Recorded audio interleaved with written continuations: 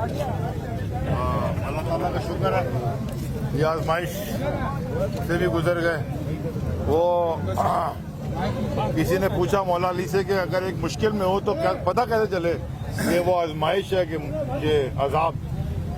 تو انہوں نے کہا کہ جو مشکل تمہیں اللہ سے قریب کر دے وہ آزمائش ہے، جو اللہ سے دور کر دے وہ عذاب. تو الحمدللہ اللہ سے اور قریب ہو گئے 6-7 دن میں.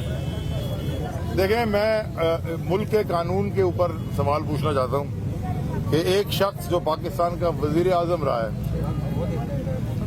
اور اس کے اوپر فائرنگ ہو جاتی ہے، ان کو گولیاں لگتی ہیں، ان کو گولیاں لگتی ہیں اور وہ ایف آئی آر نہیں کٹا سکتے اپنی مرضی کی. ان کو ایف آئی آر کٹانے میں مشکل ہوتی ہے خان صاحب کو.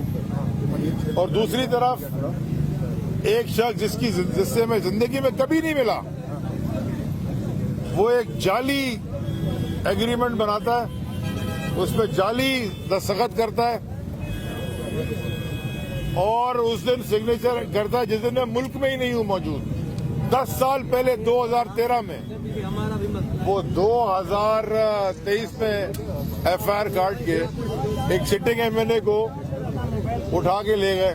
کریڈیبلٹی کو کہ عمران خان کے ساتھ جو لوگ چلتے ہیں ان کی انٹیگریٹی یا کریڈیبلٹی پہ ڈاؤٹ ہے، تو اللہ نے الٹا اور ہی کریڈیبل کر دیا.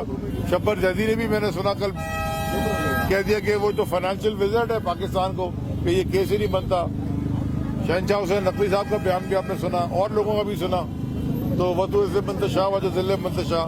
لیکن سب سے امپورٹنٹ بات جو میں کہنا چاہتا ہوں، میں شکر گزار ہوں کراچی کی سارے سپورٹ کا، گورنر صاحب کا، بلال کا، آفتاب بھائی خاص طور پہ آپ کا، شہاب کا، باقی خالد تمہارا، سب کا.